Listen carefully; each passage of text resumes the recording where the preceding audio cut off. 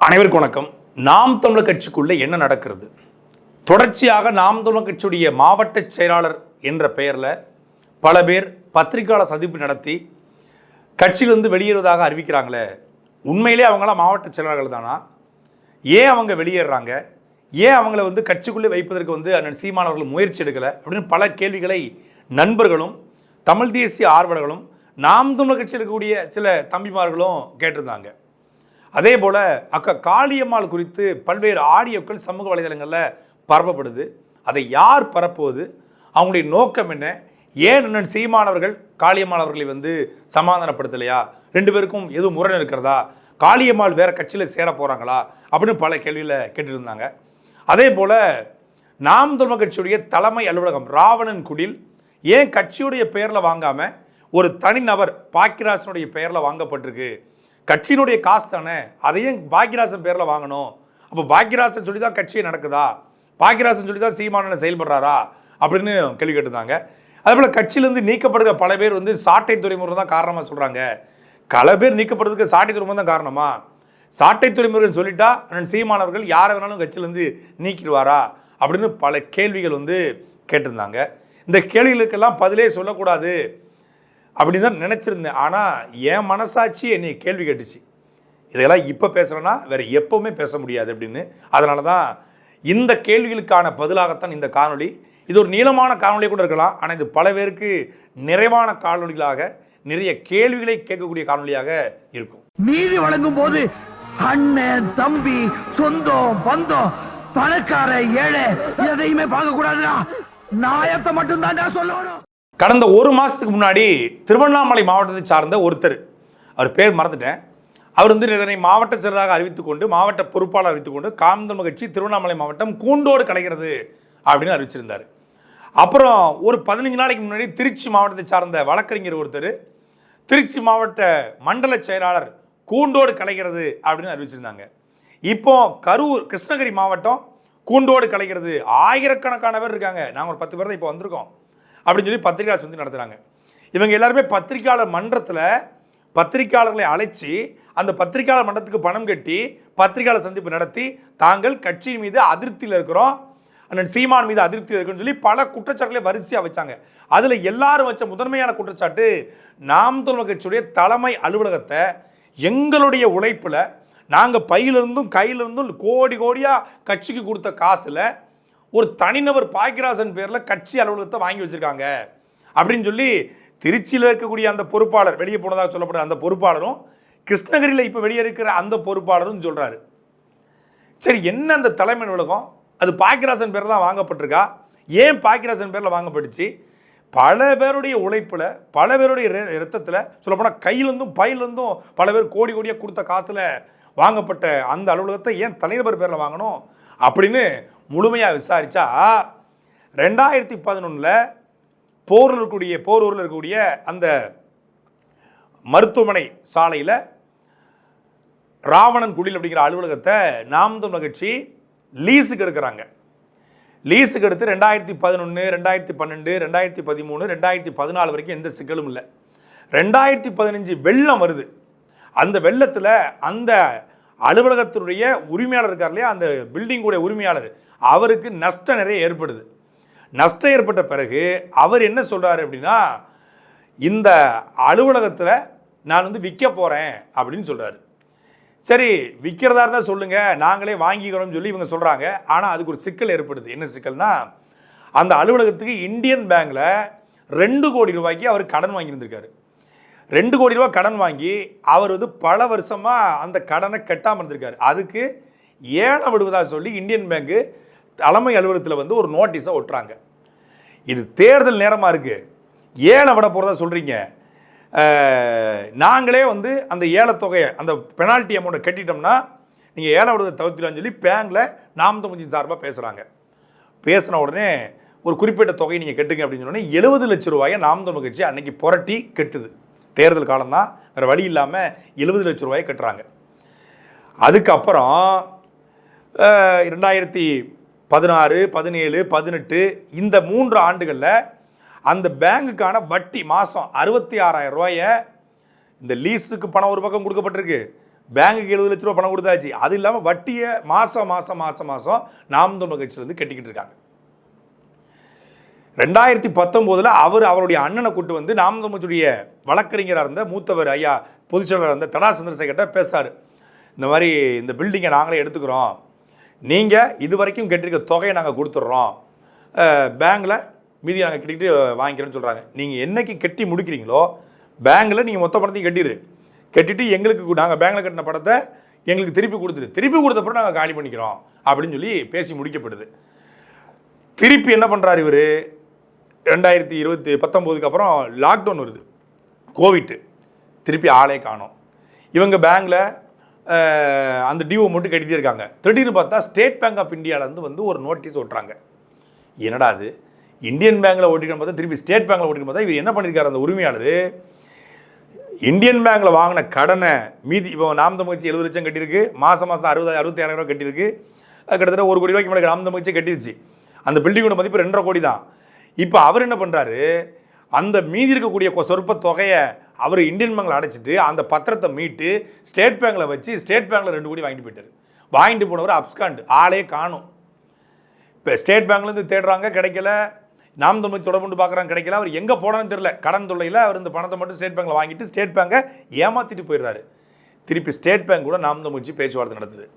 இப்போ நாங்கள் இந்தியன் பேங்கில் ஏற்கனவே பணம் கட்டியிருக்கிறோம், அது இல்லாமல் 4 வருஷம் 66,000 ரூபா மாதம் கட்டியிருக்கிறோம் அப்படின்னு ஸ்டேட் பேங்க் வந்து என்ன சொல்கிறாங்க அப்படின்னா, நீ ஒரே வழி தான் இருக்குது, நீங்கள் இதை இங்கே எடுத்துக்கணும், முழுக்க அந்த கடனை அடைச்சிட்டு நீங்கள் எடுத்துட்டிங்கன்னா நாங்கள் இது பண்ணப்போ எவ்வளோங்க தான் 2.5 கோடி வட்டியோடு சேர்த்து 2.5 கோடி வருது. ஏற்கனவே நாங்கள் அங்கே 1 கோடிக்கு மேலே 70 லட்சம் ப்ளஸ் அது இல்லாமல் மாதம் 66,000 சொல்லி 1 கோடிக்கு மேலே கட்டியிருக்கோமே, இப்போ எப்படி நாங்கள் வந்து இந்த பணத்தையும் கட்ட முடியும்னு சொன்னோன்னே அப்புறம் ஸ்டேட் பேங்க்கு நாம் தமிழ் தரப்புலேருந்து பேச்சுவார்த்தை நடத்தி 2 கோடியே 10 லட்சத்துக்கு ஃபைனல் செய்கிறாங்க. இப்போ இந்த 2 கோடியே 10 லட்சத்துக்கு நாம் தமிழ் கட்சி என்ன பண்ணியிருக்குன்னா, நாம் தமிழ் கட்சியுடைய செய்தி தொடர்பாளராக இணையதள பாசறை பொறுப்பாளர் கூடிய பாக்கியராசன் தன்னுடைய வீட்டு இருக்கு இல்லையா, அவர் அமெரிக்காவில் கிட்டத்தட்ட 10 வருஷம் கஷ்டப்பட்டு சம்பாதிச்ச பணத்தில் வாங்கின வீட்டுடைய பத்திரத்தை, பெசன் நகருடைய வீட்டுடைய பத்திரத்தை, தன் பேருடைய பத்திரத்தை கொலாட்ரியலாக அட்டாச் பண்ணி அந்த பத்திரத்தை வச்சு இந்த பத்திரத்தையும் அட்டாச் பண்ணி 1.5 கோடி ரூபா தன் பேரில் லோன் வாங்கி இந்த 1.5 கோடி ரூபாயை இந்த இடத்துக்கான பணமாக கொடுத்து, அது இல்லாமல் நாம் தமிழ் கட்சி சார்ந்த முக்கியமான ஒரு 4-5 பேர்கிட்ட 10 லட்ச ரூபா கடன் வாங்கி, குறைந்த வட்டிக்கு கடன் வாங்கி ஒரு 30 லட்ச ரூபா போட்டு இதுக்கு இது சேல் சர்டிஃபிகேட்டை ரிஜிஸ்டர் பண்ணணும். இந்த ரிஜிஸ்ட்ரேஷன் பண்ணுறது காசு இல்லை, அதுக்கு பாக்கியராஜன் தன்னுடைய சொந்த பணத்தில் 25 லட்ச ரூபா பணத்தை போட்டு சேல் சர்டிஃபிகேட், அப்புறம் சேல் வந்து ரிஜிஸ்டர் ஆகலை, அவர் பேரில் பத்திரம் பதிவு செய்யப்படலை, சேல் சர்டிஃபிகேட் கொடுத்துருக்காங்க. அதாவது இந்த கடனுக்கான உரிமையாளர் தான் பாக்கியராஜன், இந்த பில்டிங்கான உரிமையாளர் கிடையாது. இந்த கடனை கட்டி முடித்த பிறகு தான் அந்த பில்டிங்கான உரிமையாளர் மாறுவார். அதுக்கு பிறகு தான் இதை நாம் தமிழ் கட்சியின் பேரில் மாற்றுறதா இல்லை வேறு யார் பேரில் மாற்ற முடியும். இப்போ மாற்ற முடியாது. இப்போ நாம் தமிழ் கட்சின்னு ஒரு அக்கௌண்ட் ஓப்பன் பண்ணி அந்த பேரில் லோனும் வாங்க முடியாது, அந்த பேருக்கு இந்த இடத்த மாற்றவும் முடியாது. ஏன்னா இந்த கடன் முழுக்க பாக்கியராஜன் தன் வீட்டு பத்திரத்தை அடமான வச்சு கொடுத்ததுல தான் வாங்கப்பட்டிருக்கு. அதனால தான் அவர் பேரில் பதிவு செய்யப்பட்டிருக்கு. இப்போ நாம் தமிழ் கட்சியிலேருந்து இந்த வெளியேறக்கூடியன்னு சொல்லக்கூடியவங்க, இதனால தான் வெளியேறுன்னு சொல்கிறவங்க ஒரு 1.5 கோடியோ 2 கோடியோ கொண்டு கொடுத்து ஸ்டேட் பேங்க் இருக்குது, அந்த ஸ்டேட் பேங்கில் கொண்டு கொடுத்து அழகாக அவங்க பேர்லையோ இல்லை நாம் தமிழ் கட்சியின் பேரில் கூட வாங்கி கொடுக்கலாம். அப்படி தாராள பிரபுக்கள், வள்ளல் பரம்பரையில் வந்தவர்கள், தமிழ் தேசியத்திற்காகவே உழைச்சி நாங்கள் ஓடா தெரிஞ்சு போயிட்டோம், எங்கள் குடும்பமே நடுத்தரில் நிற்கிது. எந்த குடும்பத்தையும் நடுத்தரில் நிறுத்துவதற்காக நான் சீமான அரசியல் கட்சிக்கு தொடங்கலை. நாம் தமிழ் கட்சியால் எந்த குடும்பமும் நடுத்தருக்கு வந்துடக்கூடாது, தமிழ் குடும்பம் யாரும் வந்துடக்கூடாதுன்னு தான் அண்ணன் சீமானவர்கள் கட்சி நடத்துகிறாரு. அப்பட்டமாக உங்களுக்கு மனசாட்சின்னு ஒன்றும் இல்லை, ஒரு குறைந்தபட்ச அறம்னு ஒன்றும் இல்லை, குறைந்தபட்ச நேர்மைன்னு ஒன்றும் இல்லை. இங்கே வெளியேற இருக்கிற அத்தனை பேருமே வெளியேற்றப்பட்டவர்கள். எதனால்? ஒழுங்காக வேலை செய்யலை, கொடுத்த வேலையை செய்யலை, இல்லை கட்சியிலிருந்து வேறு ஏதோ பல்வேறு புகாரின் அடிப்படையில் நீக்கப்பட்டவங்களுக்கு ஒரு நீக்க கடிதத்தை போட்டு ஒரு கடிதத்தை வேஸ்ட்டாக வேணாம்னு அண்ணன் சீமானவர்கள் நினச்சதுனால, பெருந்தன்மை நினச்சதுனால என்ன பண்ணுறாரு, இவன் வேலை செய்ய சரியில்லை. 10-13 வருஷமாக மாவட்ட செயலராக இருக்கார் ஒருத்தர். அந்த மாவட்டத்தில் அவர் தான் பெரிய வந்து குறுநில மன்னர் மாதிரி ஆட்சி செய்கிறது. எவனையும் வர்றது கிடையாது, எவன்கிட்டையும் பேசுறது கிடையாது, எவனையும் அண்ணன் சீமானுக்கு அறிமுகப்படுத்துறது கிடையாது. அண்ணன் சீமான் வந்து வந்தால் கூட அப்படியே அறைக்கு கூட்டு போயிட்டு யாராவது பார்க்க வந்தால் கூட தடுக்கிறது. இப்படி வச்சுருந்தா ஒரு கட்டத்தில் வந்து புதிய பொறுப்பாளர் வராங்க, ஆற்றல் மிக்கர்கள் வராங்க, இளைஞர்கள் வராங்க, படித்தவர்கள் வராங்க, அது தெரியுது, கட்சி விசிபிளாக வளரும்போது தெரியுது.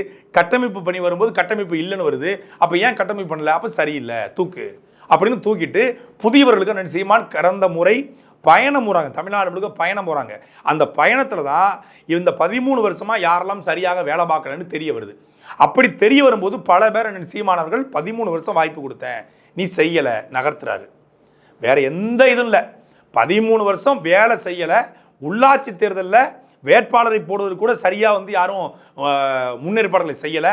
30% இடங்கள் தான் உள்ளாட்சி தேர்தலில் கடந்த முறை வந்து வேட்பாளர் போட்டிருக்காங்க. அப்போ யாரும் கட்சிக்கு ஆள் இருக்கு, எல்லா கிராமங்கள்லையும் உறுப்பினர் இருக்காங்க, எல்லா கிராமங்கள்லையும் கட்சிக்கான வாக்கு இருக்கு. அந்த வாக்காளர்களை உறுப்பினர்களாக்கி கட்டமைப்பு பணிக்கு கொண்டு வர தவறிட்டாங்க. இனிமேல் நானே நேரடியாக கட்டமைப்பு பண்ணுறேன்னு சொல்லி களத்தில் இறங்குறாங்க. கட்டமைப்பு குழுன்னு ஒன்று போட்டு தமிழ்நாடு முழுக்க சுற்றுப்பயணம் போயிட்டு அது எல்லாமே வீணாக போயிடுச்சு, அந்த உழைப்பெல்லாம் வீணாக போயிடுச்சு அப்படின்னு சொல்லி தானாக இறங்கி தமிழ்நாடு முழுக்க சுற்றுப்பயணம் பண்ணி அங்கே வேலை செய்யாத பொறுப்பாளர் நகர்த்திட்டு புதிய பொறுப்பாளர் நியமிக்கிறார். இந்த புதிய பொறுப்பாளர் நியமித்த உடனே 13 வருஷமாக இருக்காங்க இல்லையா, நல்ல தண்டல் வாங்கி கொண்டு குறுநில மன்னர்கள் போல, பெரிய ஜமீன்தார்கள் போல அவங்க எல்லாரும் என்ன பண்ணுறாங்க, ஆஹா 13 வருஷமாக நல்ல ஜம்முன்னு இருந்தமே, மாவட்ட செயலாளர், மண்டல செயலாளர், மாநில ஒருங்கிணைப்பாளர் அப்படின்னு இருந்தமே, இப்போ நமக்கு வந்து இந்த பதவி பறிக்கப்பட்டுச்சே அப்படின்னு உடனே கட்சி மேலே அவதூறு பரப்ப ஆரம்பிச்சிருக்காங்க. இப்போ இது வரைக்கும் எவ்வளவோ மக்கள் பிரச்சனைகள், அதுக்கெல்லாம் பத்திரிகையாளர் மன்றத்தை கூட்டி ஒரு ப்ரெஸ் மீட் கொடுக்காதவர்கள் கட்சியை விட்டு வெளியே போகிறேன்னு சொன்ன உடனே, மாவட்ட பொறுப்பு பறிக்கப்பட்ட உடனே என்ன பண்ணுறாங்க, அங்கங்கே உட்காந்து இவங்க, நான் வெளிப்படையாக சொல்ல விரும்புகிறேன், திருச்சியில் பேட்டி கொடுத்த அந்த வழக்கறிஞர் 2 வருஷமாச்சு கட்சியினுடைய செயல்பாட்டில் ஈடுபட்டு. மாவீரர் நாள் திருச்சியில் பிரம்மாண்டமாக நடத்தணும், கிட்டத்தட்ட 38 லட்ச ரூபா செலவு, ஒத்த ரூபா காசு இந்த ஒரு புகைப்படத்திற்கு யாராவது ஒருத்தர் கொடுத்தான்னு சொல்லுங்கள், ஒத்த ரூபா காசு 32 லட்சம். அதில் என்னோட தனிப்பட்ட பணமே கிட்டத்தட்ட 6 லட்ச ரூபா நான் போட்டேன். அந்த 2 மாதத்தில் வந்த ரெவன்யூ மொத்தத்தையும் தூக்கி போட்டேன். ஒத்த ரூபா காசு யாரும் தரல. கிட்டத்தட்ட 10 நாளில் திட்டமிட்டு திருச்சி ஜிகாரில் அனுமதி வாங்கி அவ்வளவு பிரம்மாண்டம் நடத்தணும். இன்னைக்கு வரைக்கும் சீமான் சொல்கிறாங்க, கிட்டத்தட்ட முழுமையாக அந்த கட்சியினுடைய கோட்பாட்டின் அடிப்படையில் மிக நிறைவாக நடத்தப்பட்ட ஒரு கூட்டம் திருச்சி மாவீர நாள் கூட்டம். அவ்வளவு பெர்ஃபெக்ஷனாக பண்ணணும்னு நினச்சி பிளான் பண்ணி பண்ணோம். அதுக்கப்புறம் புத்தூர் நாள் ரோட்டில் கூட்டம் போட்டோம், தேர்தல் பிரச்சாரம் நடத்தணும். தேர்தல் பிரச்சாரத்தில் ஜல்லிக்கட்டு ராஜேஷுக்கு சீமான் பேச வந்தாங்க. எந்த நிகழ்விலையும் கலந்து கொள்ளாதவர்கள், எந்த இதுலேயும் 2 வருஷமாக வராதவங்க, இப்போ வந்து நாங்கள் வந்து வேட்பாளர் எங்களை கேட்காம போட்டாங்க. 2016 இதே அந்த பேட்டி கொடுத்த வழக்கறிஞர் தான் திருச்சியில் வந்து சட்டமன்ற ஒரு வேட்பாளர் நின்னார். 2021 அவர் தான் வேட்பாளர் நின்னார். 2 தடவை வாய்ப்பு கொடுத்துருக்காங்க. 13 வருஷம் மாவட்ட செயலாளர், திருப்பி எம்பிக்கும் கொடுக்கணும், எம்எல்ஏக்கும் கொடுக்கணும், கவுன்சிலரும் கொடுக்கணும், பிரசிடண்ட்டும் கொடுக்கணும். அவரே மாவட்ட செயலாளர், அவரே மன்ற செயலாளர், அவரே வழக்கறிஞர் பாசாரி, அவரே மாநில உறுப்பினர்னா வேறு யாருமே கட்சிக்கு வரக்கூடாதா? வேறு யாரும் பொறுப்பு போட மாட்டாங்களா? ஜல்லிக்கட்டு ராஜேஷ் 2009 சீமானுக்கு பழக்கம், 16 நிப்பாட்ட வேண்டியது, 19 நிப்பாட்ட வேண்டியது, சீமான தொலைச்சி அழைச்சாங்க. ஆனால் அவர் பல்வேறு இயக்கங்களோட தொடர்பு வந்ததுனால நேரடி அரசியலுக்கு வரமாட்டேன்னு சொல்லியிருந்தார். இந்த முறை அவர் இந்த மண்ணின் மகன், தொடர்ச்சியான நீட்டிலிருந்து காவேரியிலேருந்து ஜல்லிக்கட்டுலேருந்து எல்லா களத்தையும் நின்றுருக்காரு. ஒரு அறிந்த முகம், தெரிந்த முகம், மண்ணின் முகம். அதனால் அவர் அடையாளப்படுத்தப்படுறாரு. அண்ணன் சீமான் யாரையும் வளர்த்துள்ளன்னு சொன்னாங்களே, ஜல்லிக்கட்டு ராஜேஷே வளர்த்துட்டு இருக்காரு.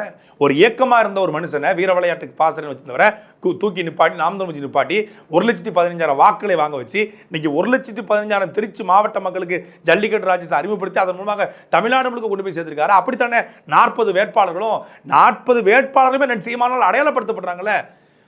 கன்னியாகுமரியில் ஜெனிஃபர் அக்கா, திருநெல்வேலி அக்கா சத்யா அவர்கள், தென்காசியில் சகோதரர் மதிவாணன், அப்படி ஒவ்வொருத்தரும், அக்கா திண்டுக்கல்ல கைலிராஜன், திருச்சியில் ஜல்லிக்கட்டு ராஜேஷ், மருத்துவர் கார்த்திகேயன், எத்தனை பேர் தமிழ்நாடு முழுமைக்கும் பட்டியல் போட்டால் கன்னியாகுமரி தொடங்கி சென்னை வரைக்கும் ஒவ்வொரு மாவட்டத்திலையும் ஒவ்வொரு மாவட்ட பேச்சாளர்களை, மாவட்ட பொறுப்பாளர்களை, சட்டமன்ற பாராளுமன்ற வேட்பாளர் மூலமாக பல தலைவர்களை அண்ணன் சீமான் உருவாக்கியிருக்காரு. அவர் உருவாக்காமலா, அவர் வளர்த்து விடாமலா அனீஸ் பாத்திமா வளர்ந்தாங்க?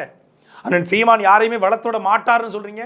அவர் வளர்த்து விடாமலா இடுமாவனம் கார்த்திக் வளர்ந்தார், அவர் வளர்த்து விடாமலா நான் வளர்ந்தேன், அவர் வளர்த்து விடாமலா துருவன் வளர்ந்தார், அவர் வளர்த்து விடாமலா சரவணன் வளர்ந்தார், அவர் வளர்த்து விடாமலா சந்தோஷ் வளர்ந்தார், அவர் வளர்த்து விடாமல் வெண்ணிலா தாய்மானவன், காக்கால் காளியம்மாள், சுனந்தா தாமரை செல்வன், எத்தனை பேர், மருத்துவர் கார்த்திகேயன், வழக்கறிஞர் ஸ்ரீதர், அதே போல் ஃபாத்திமா ஃபர்கானா, திருப்பூர் தம்பி சுடலை, திருப்பூர் சேக்கு, மழலையில் பாசலே ஒரு 20-30 பேர் இருக்காங்க. ஒவ்வொருத்தரும் இன்னைக்கு அறிந்த முகங்களாக மாறி இருக்காங்க. தமிழ்நாடு முழுக்க இன்னைக்கு ஊடகத்தில் ஒரு செய்தியை பரபரப்பாகவும் வெளிப்படைத்தன்மையோடும் உண்மையோடும் பேசுறது யாருன்னு பார்த்தா நாம் தமிழர் கட்சியுடைய பேச்சாளர்கள் மட்டும்தான். நாம் தமிழர் கட்சியின் சார்பாக போகக்கூடியவங்க மட்டும்தான். காளியம்மாளுக்கா போகிற ப்ரெஸ் மீட்டாக இருக்கட்டும், காளியம்மாள் கலந்து ஒரு நேர்காணலாக இருக்கட்டும், காளியம்மாள் போகிற விவாத மேடையாக இருக்கட்டும், மருத்துவர் கார்த்திகேயன் போகிறதா இருக்கட்டும், மருத்துவர் ஸ்ரீதர் போகிறதா இருக்கட்டும், ஒவ்வொரு இடத்துலையும் மிக கருத்துக்களை அவ்வளவு தெளிவாக பதிவு பண்ணுறாங்க. அதை சீமான் வளர்த்து விடாமலா அந்த இடத்துக்கு போயிருக்காங்க. நான் மெயின் மேட்டரே மறந்தேன். அந்த அலுவலகம் பாக்கியராசன் பேரில் போட்டிருக்காங்க, பாக்கியராசன் பேரில் போட்டிருக்காங்க. அதுதான் கண்ணை உறுத்துது. பாக்கியராசன் தன் வீட்டு பத்திரத்தை கொடுத்துருக்கான். யாராவது கொடுப்பீங்களா? யாராவது கொடுப்பீங்களா? ₹1 காசை இன்னைக்கு கொடுத்தா கூட ₹1 அப்படின்னு கொடுக்குறவங்க ₹1.5 கோடி அவருடைய வீட்டையும் சேர்த்து வச்சிருக்காரு. அவருக்கு ஒரு மகள் இருக்காங்க, அவர் நம்பி வந்த மனைவி இருக்காங்க. அவர் ஒட்டுமொத்த 45 வயசாகுது. அவருடைய 20 வருஷ உழைப்பால் வாங்கப்பட்ட வீட்டை இந்த கட்சியினுடைய அலுவலகத்தை மீட்டெடுக்கணும். அலுவலகத்தை 2019க்கு பிறகு காலி பண்ண சொல்லிட்டான். ஒரு பக்கம் இந்தியன் பேங்க், ஒரு பக்கம் ஸ்டேட் பேங்க், அவ்வளோ லோனை வாங்கி வச்சு ஒருத்தர் ஏமாற்றிட்டு போயிட்டான். அதை மீட்டெடுத்து கொண்டு வந்திருக்கிறார் ஒருத்தர், தனி மனுஷனா. அதுக்கு பல பேர்ட்ட ஃபோன் பண்ணி 5 லட்சம், 2 லட்சம், 1 லட்சம், 3 லட்சம், பொங்கல் டயத்தில் ஏன்ட்ட கூட 3 லட்சம் வாங்கினாங்க.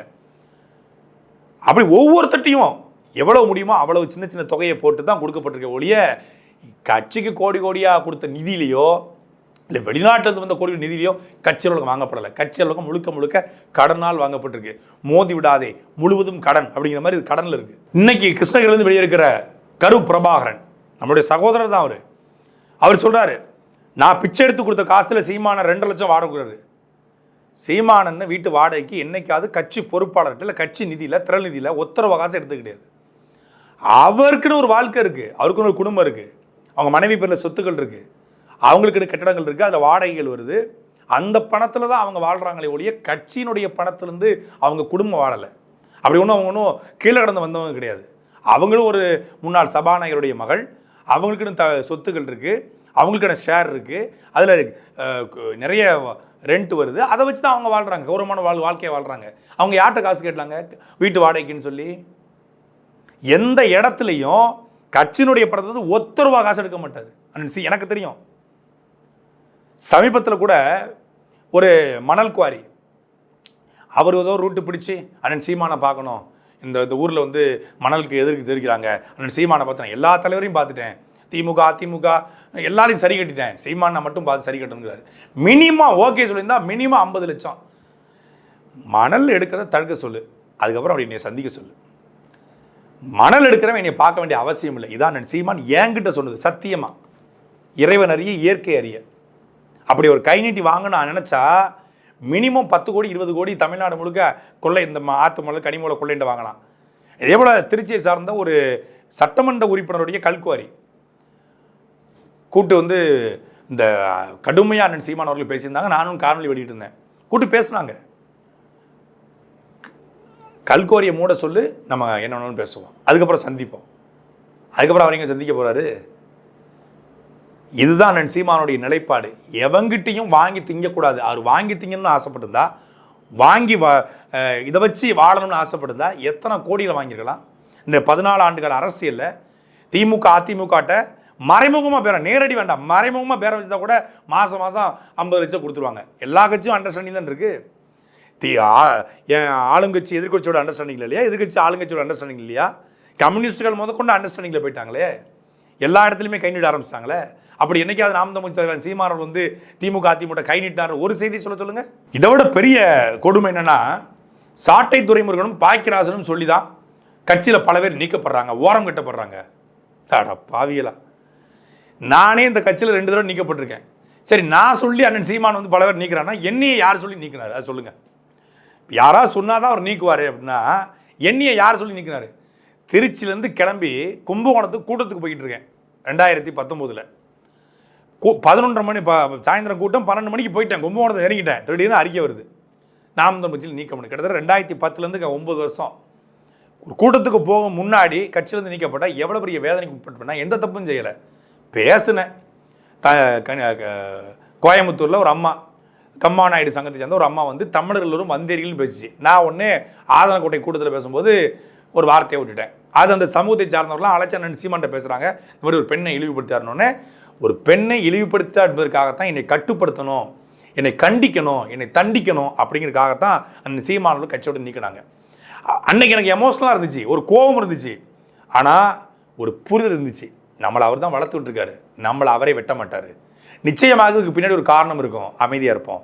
அமைதியாக இருந்தேன், 1 மாதம் அமைதியாக இருந்தேன். அவரே அழைச்சார், போய் வேலையை பாரு, எங்கே இருக்க, போய் வேலையை பாரு அப்படின்னாரு. அவ்வளோதான். திருப்பி 2வது முறை சுந்தரவள்ளி வந்து தொடர்ச்சி அண்ணன் சீமான் குறித்தும் நாம் தமிழ் கட்சியும் பேசினாங்க. நான் வந்து சுந்தரவள்ளிக்கு எதிராக காணொலி வெளியிட்டேன், அதில் ஒரு வார்த்தையை வெளியிட்டேன். உடனே அது நாம் தமிழ் கட்சியில் இருக்கக்கூடிய மகளிர் பாசறை தான் அண்ணன் சீமான்ட்ட சொல்லி, துரைமுருகன் வந்து இந்த மாதிரி சுந்தரவள்ளியை பேசியிருக்காங்க, பெண்களை இழிவுபடுத்த மாதிரி ஆயிடுச்சு, நீங்கள் நீக்கிறோம்னு சொல்லி நாம் தமிழ் கட்சியை சார்ந்தவர்கள் தான் அண்ணன் சீமான்ட்ட சொன்னாங்க. அதில் முதல்ல அக்கா காளியம்மாள் அவர்கள் எனக்கே அழைச்சி சொன்னாங்க, அண்ணன் நீங்கள் அந்த இப்படி போட்டக்கூடாதுண்ணே, அதை நீங்கள் வந்து இதை எடுத்துருங்கண்ணே அப்படின்னு சொல்லி அக்கா காளியம்மாள் என்ன சொன்னாங்க. ஆனால் அண்ணன் சீமான்ட்டே அவங்க சொல்லிக்க வாய்ப்பு இருக்குது, பல பேர் சொல்லியிருப்பாங்க, அதில் கொஞ்சம் வருத்தம் இல்லை. அதுக்கப்புறம் திருப்பி 6 மாதம் அண்ணன் சீமான் என்கிட்ட பேசலை. திடீர்னு பார்த்தா 2023 தேர்தலுக்கு முன்னாடி கண்டிஷன் பையில் கையெழுத்து போட்டுட்டு இருக்கேன் திருவள்ளூர் ஸ்டேஷனில். திடீர்னு பார்த்தா ஓலை வருது, நாம் தமிழ் கட்சி நீக்கம்னு. மறுநாள் வந்து கட்சியினுடைய வேட்பாளர் அறிவிப்பு, முதல் நாள் நான் நீக்கப்படுறேன். என்னை நீக்கி விட்டார், நான் ஒரு பேச்சாளர், நான் வளர்வது அவர் பிடிக்கவில்லை அப்படின்னு நான் பேசினேன்னா, வீட்டில் அப்பா பிள்ளை தவறு செஞ்சால் கண்டிப்பது போல் நீ சீமான் என்னை கண்டிச்சிருக்காரு, நிச்சயம் ஒரு நாள் நான் சீமான் அழைப்பாருங்க, நம்பிக்கையோடு இருக்குன்னு சொல்லி ஆதம் தமிழ் மாதிஸ்ட்டை பேட்டி கொடுத்தேன். அதே போல் அந்த பேட்டியில் சொல்லியிருந்தேன், நாம் தமிழ் கட்சி என்பது மற்றவங்களாம் அரசியலை பார்த்து நாம் தமிழ் கட்சி வந்திருப்பாங்க, நான் நாம் தமிழ் கட்சியை பார்த்தா அரசியலுக்கே வந்தேன், எனக்கு இதை விட்டால் வேறு ஒன்றும் தெரியாது, எல்லாரையும் எதிர்த்துன்னுட்டேன், எனக்கு எங்கே போகிறதே தெரில அப்படின்னு சொல்லி ஒரு எமோஷனலாக பேசியிருந்தேன். மறுநாளே வந்து அண்ணன் சீமான் மூலியமாக ஒரு முக்கியமான பொறுப்பாளர்கிட்ட சொல்லி அவனை அமைதியாக இருக்க சொல்லு அப்படின்னு வந்துச்சு. 3 மாதம் திருப்பி பேசுகிறேன். திருப்பி 3 மாதம் கழிச்சு அண்ணன் சீமானே வந்து அழைச்சாங்க, போய் வேலையை பாருன்னாங்க. அவ்வளோதான். அண்ணன் சீமானவர்களுடைய கோபம் என்பது பேரன்பு, பெருங்கோபம். கோபப்படுவார், கண்டிப்பார். நம்மளுடைய கண்டிப்பு என்பது தண்டிப்பதற்கல்ல, நாம் திருந்துவதற்கு, நாம் நம்முடைய பாதையை சரிப்படுத்திக் கொள்வதற்கு, நெறிப்படுத்திக் கொள்வதற்கு. எப்படி வந்து ஒரு காட்டு செடியை செதுக்கி வந்து நல்ல மரமாக மாற்றுவது போல, முற்களை செதுக்கி ஒரு கல்லை வந்து செதுக்கி ஓவியமாக மாற்றுறது போல, அப்படி தான் அண்ணன் சீமானவர்கள் வந்து பல வாய்ப்புகளை கொடுப்பார். அந்த பல வாய்ப்புகளை சரியாக பயன்படுத்தணும். இப்போ அண்ணன் சீமான் நீக்கிறார் அப்படின்னா அதுக்கு ஒரு காரணம் இருக்கும். அந்த நீக்கத்தை புரிந்து கொண்டு மன்னிப்பு கேட்கணும், இல்லை தவறு நடந்த தவறுக்கான வருந்தணும், இல்லை அதுக்கான காலத்துக்காக காத்திருக்கணும். என்னை எப்படி நீக்கலாம், என்னை நீக்கிட்டா நீ கட்சி நடத்திடுவியா, நான் யாருன்னு தெரியுமா, நான் யாருன்னு காட்டிடுறேன் அப்படின்னு கிளம்பினவங்க தான் இப்போ பல பேர் கிளம்பிக்கிட்டு இருக்காங்க. இவங்க எல்லாருமே தவறுகள் செய்து நீக்கப்பட்ட, நான் தவறே செய்யாமல் நீக்கப்பட்டேன். தவறுனா பேசுனது தான், வேற ஒன்றும் கிடையாது. அதுக்கும் நான் வருந்தி இப்போ என்னன்னாலே சரி பண்ணிக்கிட்டேன், என்ன திருத்திக்கிட்டேன். இப்போ என்ன 2 முறை நீக்கிருக்காங்க, இப்போ நான் சொல்லி இவங்க நீக்கிறாங்களா? இப்போ நான் சொல்லி நீக்கிறதா இருந்தால் எனக்கு இவங்களுக்கு என்ன பார்க்க இருக்கு, என்ன பார்க்க இருக்கு? ஒவ்வொருத்தரும் அவர்கள் செய்த தவறுகளுக்கும், அவர்களால் கட்சிக்கு நடந்த தவறுகளுக்கும் அவர்கள் நீக்கப்பட்டிருக்காங்களே ஒழிய, சொல்ல போனால் எனக்கு பிடிக்காதவங்க கட்சியில் 2-3 பேர் இருப்பாங்க. எல்லா கட்சியிலையுமே எல்லாருமே நமக்கு ஃப்ரெண்ட்ஸாக இருக்காங்க. எனக்கு பிடிக்காதவங்க கூட இருப்பான், என்னை பிடிக்காதவங்க கூட இருப்பான். நான் அதை கூட நான் சீமான்ட்ட கடத்தினதே கிடையாது. இவரை நீக்கினா தான் நான் அந்த கட்சியில் இருப்பேன், இல்லை இவரை சேர்த்தா தான் அந்த கட்சியில் இருப்பேன். எனக்கு கொடுக்கப்பட்டிருக்க பணி என்ன, பேசுறது, மாநிலம் முழுக்க பேசுறது. அந்த ஒரு வேலையை தவிர நான் எந்த வேலையும் இது வரைக்கும் பார்த்தது கிடையாது. சாட்டை என்னுடைய தனிப்பட்ட ஊடகம், அதில் நான் என் கருத்தை பதிவு பண்ணுறேன். கட்சி மேடை நாம் தமிழ் கட்சிக்கான மேடை, அங்கே நாம் தமிழ் கட்சியின் கொள்கையை பதிவு செய்கிறேன். அவ்வளோதான் என் ரோலு, பேசுறது மட்டும்தான். இப்போதைக்கு அது சொல்லியிருக்காரு, நாளைக்கு இன்னொரு வேலையை கொடுத்தாரா அதை செய்வேன். எனக்கு கொடுக்கப்பட்டிருக்க வேலையை தான் நான் செய்ய முடியுமோ இல்லையா, நான் அவர் தப்பு செய்கிறாரு, இவர் தவறு செய்கிறாரு, இவரை நீக்குங்க, அவரை நீக்குங்க அப்படி சொன்னாலும் கேட்குற ஆள் அண்ணன் சீமான் கிடையாது. அப்படியே சொன்னாலும் அவர் பல பேர்கிட்ட வாங்கின செய்தியை உட்கொண்டு கொண்டு இவன் சரிப்பட்டு வரமாட்டான்னு தெரிஞ்ச பிறகு தான் அவர் நீக்குவார். அதற்கும் வாய்ப்பு 2-3 முறை கொடுப்பாரு. 2 முறை நீக்கப்பட்டு நான் சேர்க்கப்பட்டிருக்கேன். அது மாதிரி 1 முறை நீக்கப்பட்டு பல பேர் சேர்க்கப்பட்டிருக்காங்க. வருத்தத்தில் போனவங்க பல பேர் உள்ளே வந்திருக்காங்க. ஐயா பாரதி செல்வன் அண்ணன் சீமானோடு முரண்பட்டு வெளியே போனார். இன்றைக்கி அண்ணன் சீமானோடு அவ்வளோ இணக்கமாக இருக்காங்க, மிக ஒரு உறுதியாக களமாடுறாங்க. அப்படி எத்தனையோ பேர் போயிருக்காங்க, எத்தனை பேர் வந்திருக்காங்க. இப்பொழுது போனவர்கள் கூட நாளைக்கு வரலாம், வராமல் இருக்கலாம், அது வேறு விஷயம். ஆனால் போனவர்கள் வைக்கிற குற்றச்சாட்டு என்பது அப்பட்டமான பொய். அது முழுக்க வன்மம் நிறைந்த பொய். அண்ணன் சீமானுடைய வளர்ச்சியை பார்த்து எப்படி சுபவீரபாண்டி வந்து ஒரு பொறாமையில் பொங்குறாரோ, அண்ணன் சீமானுடைய வளர்ச்சியை பார்த்து தமிழ் தேசிய அமைப்புகள் என்ற பெயரில் சில திராவிட கும்பல் வந்து எப்படி புலம்புதோ, அதே போல தான் அண்ணன் சீமானுடைய வளர்ச்சி, நாம் தமிழ் வளர்ச்சி, அண்ணன் சீமான் வந்து செஞ்ச தவறை கண்டுபிடிச்சிட்டாரே அப்படிங்கிற குற்ற உணர்ச்சியில் அண்ணன் சீமான் மீது நெருப்பள்ளி வீசுறாங்க. அப்போ ஏன் நீக்கப்பட்டாங்க? நீங்கள் சாட்டை காரணம் இல்லை, பாக்கியா காரணம் இல்லை, அப்போ ஏன் நீக்கப்பட்டாங்க பல பேர்? ஒருத்தர் சொல்கிறாரு, நாம் தமிழர் கட்சி வந்து வெல்லாது, அது சீமானுக்கும் தெரியும். இவர் சீமான் வந்து அவர் கட்சியை வந்து குடும்ப சொத்தாக மாற்ற நினைக்கிறாரு, அவர் மட்டுமே வச்சுக்கிறாரு. நாம் தமிழர் கட்சி வந்து அதிக ஓட்டு வாங்கிட்டா சீமானை கையில் பிடிக்க முடியாது அப்படின்னு ஒரு விமர்சனம் பண்ணுறாரு. இதை நான் சீமானுக்கு காதுக்கு போகுது செய்தி. தம்பி சூப்பராக பேசியிருக்கடா, இப்படி தான்டா உன்ன மாதிரி ஒரு தளபதியை நான் உருவாக்குறதுக்கு எவ்வளோ கஷ்டப்பட்டேன் அப்படின்னு சொல்லுவாரா? மு.க. ஸ்டாலின் அப்படி பேசிட முடியுமா? மு.க. ஸ்டாலினுக்கு ஆட்சியை நடத்த தெரியல. மு.க. ஸ்டாலின் வந்து அமெரிக்காவுக்கு வந்து இதுக்கு போகலை, அது சுற்றி பார்க்க தான் போனார், குடும்பமாக ஆட்சி நடத்துகிறாங்க அப்படின்னு உண்மையை திமுக யாராவது பேசிட முடியுமா? பேசியிருந்தால் திமுக வச்சுக்குமா? அதை பொய்யா பரப்புறாங்க. அண்ணனுக்கு கோடி கோடியாக வருது. யார் இவங்களே? என்ன கோடி வருது? கோடி வந்து தான் இது கட்சி அலுவலகத்தை வந்து இது வச்சுருக்காங்க, லோனில் வாங்கியிருக்காங்க.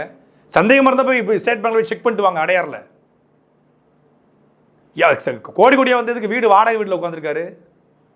கோடி கோடியாக வந்து இதுக்கு வந்து காரை வந்து லோனில் வாங்குறாரு. இதெல்லாம் என்ன மாதிரியான ஒரு கேவலமான அரசியல்?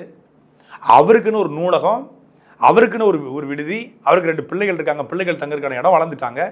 ஒரு 4 பேர் விருந்தினர் பார்க்க வருவாங்க, உறவினர்கள் பார்க்க வருவாங்க, கட்சிக்கார 4 பேர் வந்து தங்குறதுக்கு இடம் வேணும், திடீர்னு அங்கே ஒரு சின்ன கலந்தாய்வு நடத்த இடம் வேணும், ஒரு வீட்டுக்கு வந்து ஒரு 15 பேர் 20 பேர் சாப்பிட இடம் வேணும், ஒரு பிறந்த நாள், ஒரு நல்ல நாள், கட்சிக்கு வந்து ஒரு 10 பேர் 20 பேர் வந்து பார்க்க வேண்டாமா? ஒரு கட்சியின் தலைவன், ஒரு அங்கீகரிக்கப்பட்ட கட்சி, 36 லட்சம் வாக்களை வாங்கின ஒரு கட்சி, அந்த தலைவன் ஒரு மாடிகை கூட கோபுரத்தில் ஒவ்வொருத்தனும் வாழ்கிறான். ஒரு வாடகை வீட்டில் போய் குடியேறதுக்கெல்லாம் வைத்தறிச்சப்படுவீங்கன்னா நீங்களாம் என்னடா ஜென்மம் அப்படின்னு தான் கேட்க தோணுது. எப்பவுமே தன் மீதான தவறுகளை மறைப்பதற்கு அடுத்த மேலத்துக்கு பழிய போடுறது. சாட்டை துறைமுருகன் சொன்னதால தான் நீக்கும். பாக்கியராசன் சொல்லி நீக்கிட்டாங்க. நீக்கிற அளவுக்கு நீ என்ன பண்ண அது எவனும் தெரியாது. நான் பேசுனதை சாட்டை துறைமுருகன் போய் சீமான்ட்ட சொல்லிட்டான். சொல்லி நீக்கிற அளவுக்கு நீ என்ன பேசுன? சாட்டை துறைமுருகன் போய் சீமான்ட்ட நான் பேசுனதை சொல்லி நீக்கிட்டாங்க அப்படின்னு சொல்கிறாங்க. சரி, நான் சொல்லிட்டேன்னு வையும், நீ நீக்கிற அளவுக்கு என்ன சொன்ன அதை பேசுவோம் முதல்லவா.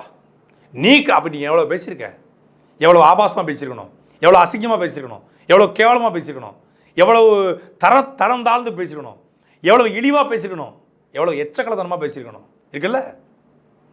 இங்கே எது அது முக்கியம் கிடையாது, பேசுனது முக்கியம் இல்லையா, சொன்னது முக்கியம் இல்லை, சொன்னதை போய் சொல்லிட்டாரு முக்கியம். என்னுடைய விசுவாசம் அண்ணன் சீமானுக்கு தானே இருக்கணும்.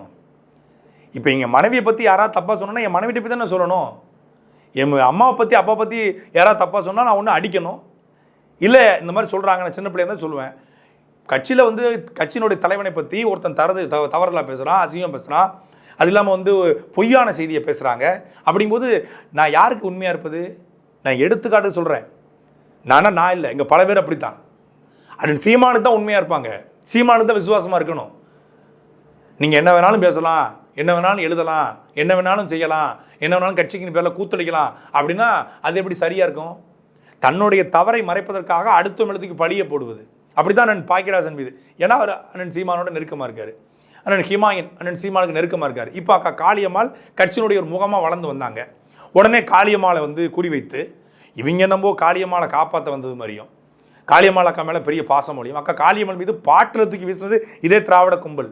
அக்கா காளியம்மாளை கருவாட்டுக்காரி என்று விமர்சனம் செய்து இதே திராவிட கும்பல். அக்கா காளியம்மாள் யாரு காரு முன்னாடி ஒரு ஃபோட்டோ எடுத்ததுக்கு காளியம்மாளோட காருன்னு சொல்லி ஃபோட்டோ எடுத்து போட்டு கருவாட்டுக்காரிக்கு எப்படி கார் வாங்க காது வச்சு, கலைஞர் ரொம்ப காரோட பிறந்து வந்த மாதிரியும், ஸ்டாலின் எப்படியோ ஹம்மர் காரோட வந்த மாதிரியும், கோடி கோடியாக அவங்களாம் பிறவிலேயே பெரிய ஜமீன்தார்கள் மாதிரியும் அக்கா காளியம்மாளை விமர்சனம் பண்ணாங்க. இப்போது காளியம்மாள் சம்மந்தப்பட்ட உரையாடல்களை வெட்டி ஒட்டி அதில் தொழில்நுட்பத்தை பயன்படுத்தி பார்த்தீங்களா சீமான காளியம்மாளை எப்படி பேசியிருக்காரு, சீமான காளியம்மாளை இப்படி பேசிட்டாரு, இதனால் காளியம்மாளுக்கும் கட்சிக்குள்ளே விரிசல், காளியம்மாளுக்கும் கட்சிக்குள்ளே பிணக்கம், சீமான் காளியம்மாள்கிட்ட பேசலை, நாகப்பட்டினத்தை அவர்கிட்ட ஒப்படைச்சார், இவர்கிட்ட ஒப்படைச்சார். பூம்புகார் நாகப்பட்டினத்தில் 2026 சட்டமன்ற தேர்தலில் வேட்பாளர் அறிவிச்சிட்டு போயிட்டார். 26க்கு நாம் தமிழர் கட்சியுடைய வேட்பாளராக அக்கா காளியம்மாளை முன்னிறுத்தி வேலை செய்யுங்க பான்ட்டு போயிட்டார். காளியம்மாள் என் குலசாமின்னு மேடையில் பேசுகிறார். காளி அங்கே எனக்கு ஒரு காளி இங்கே ஒரு காளிங்கிறாரு. எத்தனை மேடைகள் அக்கா காளியம்மாளை புகழ்ந்து பேசுகிறாரு. இன்றைக்கி அவங்களுக்கு ஒரு பெரிய அரசியல் இருந்தது. 2019க்கு முன்னாடி அவங்க மீனவருக்காக உழைச்சாங்க, கோடீஸ்வரன் நிகழ்ச்சியில் கலந்து கொண்டாங்க, பல்வேறு அரசியல் பண்ணியிருக்காங்க மீனவ மக்களுக்கு. ஆனால் 2019க்கு பிறகு ஒரு பெரிய ஊடக முகமாக மாறியிருக்காங்கன்னா ஊடகத்துக்கு அனுப்பிச்சி விட்டு தொடர்ச்சியாக சட்டமன்றத்தில் நாடாளுமன்றத்தில் மீண்டும் சட்டமன்றத்தில் நிப்பாட்டி அவங்களை ஒரு ஊடக முகமாக அண்ணன் சீமான் மாற்றிருக்காருன்னா அந்த சீமானண்ணன் கொடுத்த வளர்ப்பு, அண்ணன் சீமானண்ணன் வளர்த்து விட்டது அந்த அடையாளம், அண்ணன் சீமான் கொடுத்த அடையாளம் அது அக்கள் காளியம்மாளுக்கும் தெரியும், அக்கா காளியம்மாள் கூட இருக்கவங்களுக்கும் தெரியும், நாம் தமிழர் கட்சிக்கும் தெரியும். சில பேர் இதை பயன்படுத்தி இப்போ எப்பவுமே ஒரு படையில் தலைவனை வீழ்த்த வேண்டாம், தளபதியில் வீழ்த்திட்டா தலைவன் தன்னால் விழுந்துருவான்.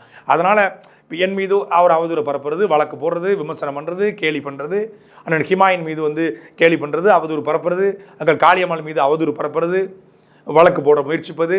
இப்போ மீண்டும் வந்து காளியம்மாளுக்கும் கட்சிக்குள்ளேயே ஒரு இணக்கம் இல்லை, ஒரு பிணக்கம் இருக்குன்னு சொன்னால் அதை வச்சு உடைச்சிடலாம் அப்படின்னு நினைத்து கொண்டு கட்சிக்கு உள்ளிருந்து வெளியே போன சில கும்பலும் திராவிட கும்பலும் இணைந்து கொண்டு ஒரு ஈன வேலையை பார்க்குறாங்க. இவனுக்கு என்னமோ பெரிய வைகோ மாதிரி 13 மாவட்ட செயலரை பிரிச்சுட்டு போய் தனியாக மதிமுக ஆரம்பித்து அப்படி திமுக வீழ்த்த போகிறாங்களாம். இவங்களாம் 13 மாவட்ட செயலரை பிரிச்சுட்டு போய் திமுக கீழே விடலை. ஏன் காங்கிரஸ் 4 துண்டா கீழே துண்டா விடலையா? அந்த காங்கிரஸ் இன்னைக்கு வரைக்கும் அப்படி தான் இருக்குது. பிஜேபிலேருந்து பல பேர் பிரியலையா? மதிமுகலேருந்து பல பேர் பிரிஞ்சாங்க. பிரிஞ்சவெல்லாம் எங்கே போயிட்டாங்க? நேராக திமுக போயிட்டாங்க.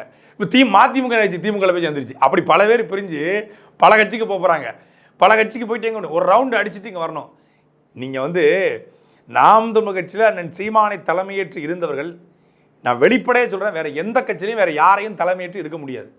ராஜீவ்காந்தி எக்ஸப்ஷனல், அது வந்து பிறவி குற்றவாளி, அது நம்ம வந்து அது ஆப்ஷனல், அதை விட்டுறணும். வேறு யாராலையும் நிம்மதியாக அண்ணன் கல்யாணம் சொல்கிற நிம்மதியாக இருக்காருன்னு யாராருக்கு தெரியுமா? இல்லை அண்ணன் திலீபன் போன நிம்மதியாக நல்லா இருக்காருன்னு யாருக்கா தெரியுமா? அந்த தலைமைகளை ஏற்றுக்கொண்டு அவங்களால பயணிக்க முடியாது. ஏன்னா அவ்வளவு வெளிப்படைத்தன்மையோடு, அவ்வளவு இலகுவாக, அவ்வளவு எளிதாக அணுகக்கூடிய ஒரே தலைமை தமிழ்நாட்டில் அண்ணன் சீமான் அவர்கள் தான். அண்ணன் திருமாவளவன்ல யாரும் ஃபோனில் பேசிட முடியாது. 10 அடுக்கு 15 அடுக்கு இருக்கும், ரீச் பண்ணவே முடியாது. ஏன் வன்னியரசுக்கே பல அசிஸ்டன்ட் பலர் இருப்பாங்க, ரீச் பண்ணவே முடியாது. அதனால தான் அவங்களுடைய குரல் பதிவுகள் வெளியே வர்றதே கிடையாது. அண்ணன் சீமானை யார் வேணாலும் அணுகலாம், யார் வேணாலும் ஃபோன் பண்ணலாம், எப்போ ஃபோன் பண்ணாலும் எடுத்து பேசுவார், எப்போ வேணாலும் தகவல் சொல்லுவார் வாட்ஸ்அப்பில். அதனால் என்ன பண்ணுறது, அவர் பெருந்தன்மையாக பேசுகிறத, பெருந்தன்மையை எடுத்து குரல் பதிவு எடுத்து வெளியே போடுறது, குரல் பதிவு எடுத்து வந்து அவரை விமர்சனப்படுத்துறது, அதை ரெக்கார்ட் பண்ணி அதை எடுத்து கேவலப்படுத்துறது. சாட்டை துரும்பு ரெக்கார்ட் பண்ணி வச்சுட்டா, சாட்டை துரும்பு ரெக்கார்ட் பண்ணி வச்சுட்டா. டேய், என்னுடைய ஃபோனில் நான் அண்ணன் சீமான் குறித்தோ, நாம் தமிழர் கட்சியோ, நாம் தமிழர் கட்சியோட பொறுப்பாளர் குறித்தோ பதிவு செஞ்ச ஒரு ஆடியோ காட்டுங்கடா. நான் ரெக்கார்ட் பண்ணி வச்சுக்கேன்னா, நான் ரெக்கார்ட் பண்ணி நாம் தமிழர் கட்சி குறித்து பேசியிருந்தேனா, இழிவாக பேசியிருந்தேனா, அசிங்கமாக பேசியிருந்தேனா? அண்ணன் சீமான் அவர்கள் வாட்ஸ்அப்பில் எனக்கு அனுப்பிய உரையாடல் நான் பதிவு செஞ்சு வைக்கிற ரெக்கவரி சாஃப்ட்வேர் போட்டு எடுத்துருக்கிறான், என் ஃபோனை எடுத்து கொண்டு போய். அந்த அயோக்கியத்தனத்தை கண்டிக்க வக்கற்று அது ஒரு அப்பட்டமான இல்லீகல். ஒருத்தனுடைய என்னுடைய வழக்குக்கும் ஃபோனுக்கும் சம்மந்தம் இல்லை, நான் பேசுனது மேடையில். அந்த ஃபோனை அவன் வம்படியாக பறிச்சுட்டு போய், ஏற்கனவே திருவள்ளூர்லேயும் ஃபோனை பறிச்சுட்டு போய் இதே மாதிரி பண்ணாங்க. திருப்பி தென்காசிலேருந்து கைது பண்ணுற போது இந்த சண்டாளர் பிரச்சனையில் அதே மாதிரி பண்ணியிருக்காங்க. அதை கண்டிக்காமல் சாட்டை திருமருகம் ஃபோனுக்குள்ளே எப்படி சீமானன் ஆடியோ போல சேவ் பண்ணி வச்சுருக்காரு. நான் என்ன சீமானை பற்றி திட்டி சேவ் பண்ணி வச்சுருந்தேனா? இல்லை சீமானும் நானும் ஃபோனில் பேசணும் ரெக்கார்ட் பண்ணேன்னா? வாட்ஸ்அப்பில் எனக்கு போட்ட குரல் பதிவுகள் அது. அந்த குரல் பதிவு நான் நிதி கேட்குறோம், நான் நிதி கேட்டோம்னே, இதை அவரை பார்க்க போகிறேன்னே, இது ஒரு தலைவனும் ஒரு கட்சியினுடைய பொறுப்பாளரும் பேசிக்கிறது தானே. அது எல்லா கட்சி தலைவரும் எல்லா கட்சியினுடைய பொறுப்பாளரும் பேசிக்குவாங்கல்ல. எல்லாருடைய ஃபோன் எடுத்தாலும் இது போல் கான்வர்சேஷன் இருக்கும். என் ஃபோனை எடுத்து வெளியிட்டது தப்பா? ஃபோனுக்குள்ளே வாட்ஸ்அப்பில் நான் டெலீட் பண்ணாலும் திருப்பி வாட்ஸ்அப்பை ரெக்கவரி பண்ணி எடுக்க முடியும். அப்படித்தான் எடுக்கப்பட்டிருக்கிறது. அந்த அயோக்கியத்தனத்தை கண்டிக்க வக்கற்று இத்தனை வருஷம் ஆச்சு. 2 முறை உங்களில் எவனையாவது நீக்கியிருந்தா, இப்போ இந்த வெளியே போனாங்க 4-5 பேர் நீக்கியிருந்தா என்னென்ன பேச்சு பேசியிருப்பீங்க, எவ்வளோ கேவலப்படுத்திருப்பீங்க. ஒரு வார்த்தை பேசலை. இன்னும் ஒரு முறை இல்லை, 100 முறை நாம் தமிழர் கட்சி நான் நீக்கப்பட்டாலும் நான் நாம் தமிழர் கட்சிக்காரனாக தான் சாவேன். இது என் தாய் மீது, என் தமிழ் மீது சத்தியம். ஏன்னா நான் வந்து எனக்கு எம்எல்ஏ ஆகணும், எம்பி ஆகணும், அமைச்சர் ஆகணும், கோடி கோடியாக சம்பாதிக்கணும் அப்படிங்கிற எந்த இலக்கும் கிடையாது. ஆனால் சீமானுக்காக இந்த வாழ்க்கையில் நாம் நமக்கு கொடுத்துக்கிற வேலையை செய்யணும். அதுதான் என்னுடைய ஒரே இலக்கு. அப்படித்தான் இங்கே லட்சக்கணக்கான பேர் இருக்கிறான் நாம் தமிழ் கட்சி ஐடி விங்கில் உழைக்கிறவங்க. களத்தில் எந்த அளவுக்கு போஸ்ட் அடித்து உழைக்கிறாங்களோ அந்த அளவுக்கு உழைக்கிறாங்க. அவங்க யாரும் எம்எல்ஏ ஆகணும், எம்பி ஆகணும், அமைச்சர் ஆகணும் அப்படின்னு கனவு காணல. எனக்கு சீட்டு கொடுக்கல, நான் சீமான் பக்கத்தில் நிற்க விடலை, என்னை மாவட்ட செயலர் ஆக்கலை, எனக்கு பொறுப்பு விடலை. பொறுப்பே இல்லாமல் தான் நீங்கள் உழைக்கிற 90 விழுக்காடு வரைக்கும் பொறுப்பு கிடையாது. சொல்லப்போனால் ஒரு கட்சி 2024 நாடாளுமன்ற தேர்தலில் பொறுப்பாளரை பூரா கலைச்சிட்டு தான் தேர்தலை சந்திச்சுது. பொறுப்பாளரை பூரா கலைச்சிட்டு தேர்தலை சந்தித்து வேலை பார்த்துருக்காங்க. ஒருவேளை பொறுப்பு போட்டு வேலை பார்த்துருந்தா பொறுப்பாளர் மட்டும் தான் கிடச்சிருப்பான். ஆனால் இப்போ பொறுப்பானவங்க கிடைச்சிருக்காங்க. நாம் தமிழர் கட்சியுடைய ராயல் விசுவாசிகள், ஒரு ராயல் ஆர்மி உருவாகி இருக்கிறது. அதனால தான் சீமான் யார் வேலை செய்யறானோ அவனுக்கு பொறுப்பு. இது வருஷம் 13 வருஷம் பல பேர் வந்து கட்சியை வந்து பேரை சொல்லி கட்சியை வீணடிச்சிட்டான். இனிமேல் வேலை செய்யறவனுக்கு பொறுப்புன்னு சொல்லி 2013 தான் 23 தான் முடிவெடுக்கிறாங்க. அதற்கு பிறகு தான் கட்சி கட்டமைப்புக்கு வருது. இப்போ கட்டமைக்கப்படும் போது என்ன பண்ணுறான்னா, அந்த கட்டமைப்பை தாங்க முடியாமல் நாம் வேலை செய்யாமல் இருந்து தெரிஞ்சு போச்சுங்கிற குட்டு வெளுத்துச்சுங்கிற பயத்தில் பல பேர் வெளியே போகிறோம். அப்படித்தான் அந்த கரு பிரபாகரன் கிட்டத்தட்ட 4 கோடி ரூபாய்க்கு இன்னைக்கு கிருஷ்ணகிரி மாவட்டத்துடைய பொறுப்பாளர் பேரில் வெளியேற்கிற இந்த கரு பிரபாகரன் கிட்டத்தட்ட 4 கோடி ரூபாய்க்கு சீட்டு படம் நடத்தி ஏமாத்திருக்கிறான். சொந்த கட்சிக்காரன், நாம் தமிழர் கட்சிக்காரங்களையே 4 கோடி ரூபாய் ஏமாத்திருக்கிறான். ஏமாத்தியது அண்ணன் சீமானுக்கு தெரிஞ்சு இவனுக்கு விளக்க கடிதம் கேட்டு அப்புறம் விளக்கம் கொடுக்கப்பட்டு கட்சியிலேருந்து நீக்கப்படுகிற நிலைமை, ஒரு அறிக்கை வீணாயிரும் அப்படின்னா அமைதியாக இருந்தார்.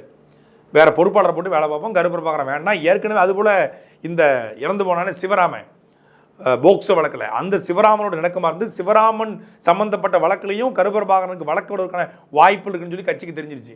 அதனால் கட்சி நீக்கும் போது அவராக வெளியே போயிட்டார். வெளியே போயிட்டு பார்த்துட்டு வந்துட்டு நாங்கள் நீக்கிட்டோம், நாங்கள் கூண்டோடு வந்துட்டோம்.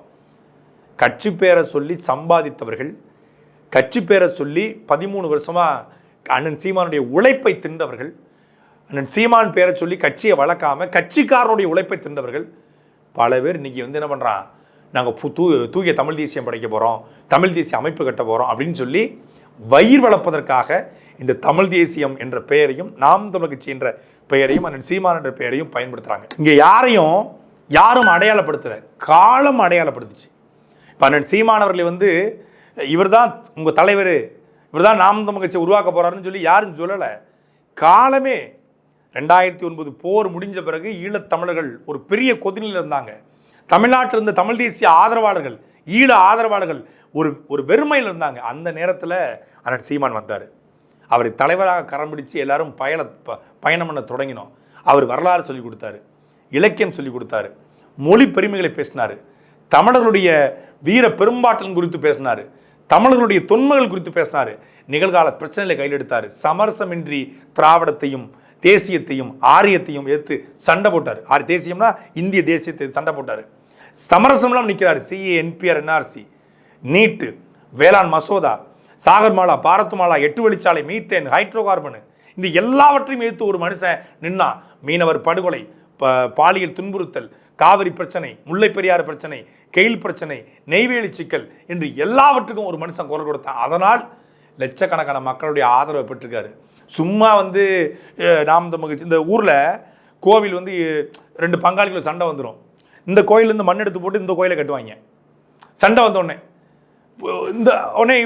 இந்த பங்காளி கூட இந்த கோயிலுக்கு சாமி கும்பிடும், இந்த பங்காளி கூட இப்படி சாமி கும்பிடும். இப்படி நாம் தமிழ் கட்சியிலேருந்து 4-5 பேர் எடுத்துக்கொண்டு போட்டு ஒரு அமைப்பை கட்டி ஒரு கட்சியை கட்டி தமிழ் தேசிய வளர தலைவர் தந்த வழிகாட்டி. தமிழ்நாட்டில் எத்தனையோ பேர் இருந்தாங்க, எல்லாரையும் தலைவர் பிரபாகரன் அழைக்கலை. இன்னும் திருமா போயிருக்காரு, வைகோ ஐயா போயிருக்காங்க, நெடுமாறன் ஐயா போயிருக்காங்க, குளத்தூர்மணி அண்ணன் போயிருக்காங்க, எல்லாரும் போயிருக்காங்க. எப்போ அந்த இயக்கம் ஆக்டிவாக இருக்கும்போது, அந்த இயக்கம் செயல்பாட்டில் இருக்கும்போது. ஆனால் அந்த இயக்கம் பின்னடைவை சந்திக்கும் பொழுது, விழுந்துருவோம்னு தெரியும் பொழுது, ஈழம் அழிஞ்சு போயிடும் நினைக்கும் போது, இனிமேல் ஒன்றுமே இல்லை, ஒத்தரவா காசு அங்கிருந்து வெளியேற்ற முடியாது என்று தெரிந்த பிறகு அண்ணன் சீமான் உள்ள போறாரு. இவங்கெல்லாம் இருக்கும்போது கோடி கோடியா ஈழத்தமிழர்கள் கொட்டி கொடுத்த காலகட்டம் அன்னைக்கு. அண்ணன் சீமான் போன பிறகு அவங்களே வந்து நிற்கதி என்னென்ன காலகட்டம் எல்லாம் முடிஞ்ச பிறகு தான் 2008 முதல் துவக்கத்தில் போகிறாங்க. 1 வருஷத்தில் முடிஞ்சிருச்சு. அதுக்கப்புறம் அண்ணன் சீமான் வராங்க. அதான் மொத்தமாக முடிஞ்ச பிறகு வராரு. முடிஞ்ச பிறகு தான் அடையாளப்படுத்த போகிறாரு. முடிஞ்ச பிறகு தான் தலைவர் கூட அவர் இருந்தார், தலைவர் கூட புகைப்படம் எடுத்தார், அப்படியே செய்தியே வெளிவருது. அப்போ அவரை இனிமேல் இவர்கிட்ட தான் விட்டுட்டு போகிறோம், சீமான் சார்ட்ட சொல்லுங்கோ, இவர்கிட்ட தான் விட்டுட்டு போகிற சூசையுடைய குரல் அதுதான் என் சீமானை வழிநடத்துச்சு. அதுதான் என் சீமானுடைய அடையாளப்படுத்துச்சு. சும்மா நாம் தமிழ் கட்சியிலேருந்து ஒரு 10 பேர் 15 பேரை தூக்கி வச்சுக்கிட்டு ஒரு கட்சியை கட்டி ஒரு அமைப்பை கட்டி அதுவல்ல தமிழ் தேசியம், அதுவல்ல தமிழ் தேசியம், அதுவல்ல கோட்பாடு, அதுவல்ல கொள்கை. உறுதியாக ஒருத்தர் நிற்கிறான், களத்தில் நின்றுருக்காரு. ஈழத்தமிழர்கள் லட்சக்கணக்கான ஈழத்தமிழர்கள் அவர் மீது மிகப்பெரிய நம்பிக்கை வச்சுருக்காங்க. தமிழ்நாட்டில் லட்சக்கணக்கான மக்கள் அவருடைய நம்பிக்கை வச்சுருக்காங்க. அந்த நம்பிக்கை சிதைக்கிற மாதிரி பல பேர் சிதறி போகலாம், அதை பற்றி கவலை கிடையாது. ஆனால் போங்க. விமர்சனம் செய்து யாரை செய்யணும்? தமிழ் தேசியத்துக்கு யார் எதிரியாக இருக்காங்களோ அந்த ஆரியத்தை, தமிழ் தேசியத்தை வீழ்த்த நினைக்கக்கூடிய திராவிடத்தை விமர்சனம் பண்ணாமல் உட்காந்து முதுகை திரும்பி பார்த்து முதுகில் விமர்சனம் பண்ணிட்டு உட்காந்துருக்காங்க. நாம் தமிழ் கட்சியில் வந்து நாங்கள் வாழ்க்கையை இழந்துட்டோம், நாங்கள் வீணாக போயிட்டோம், இளமை போயிடுச்சு, எங்கள் இது போயிடுச்சு. இப்படி சொல்கிறவன் அத்தனை பேரும் நல்லா சம்பாதிச்சவன். கட்சிக்கு ஆள் சேர்த்தவர்களை விட கட்சிக்குள்ளே தனக்கு ஆள் சேர்த்தவங்க வெளியேறியிருக்காங்க. அப்படி வெளியேறிட்டு இப்போ வெறியேறியது போல அண்ணன் சீமான் மீதும் நாம் தமிழ் கட்சியின் மீதும் அவதூறு செற்றை அள்ளி பரப்புறாங்க. என்ன வேணாலும் பேசலாம், எவனுமே நம்மளை எதிர்த்து பேச மாட்டான், எதிர்த்து பேசினா நம்ம வந்து வாய் அடைச்சிடலாம் அப்படின்னு நினச்சிக்கிட்டு இருக்காதிங்க. சில பேரோடு நல்லா பழகியதுனால, அண்ணன் தம்பியாக பழகினால, ஒரே தட்டில் உட்காந்து சாப்பிட்டதுனால கொஞ்சம் மரியாதை பார்த்து பேசாமல் தவிர்க்க சொல்லியிருக்கார் அண்ணன் சீமான் அவர்கள். இல்லை திருப்பி நாங்கள் நாம் தமிழ் கட்சி சீனிட்டே இருப்போம், அண்ணன் சீமான் மீது அவதூறு பரப்போம் அப்படின்னா சாட்டை எடுத்து நாட்டை திருத்து, இளம் தலைமுறை தானே நீ வழி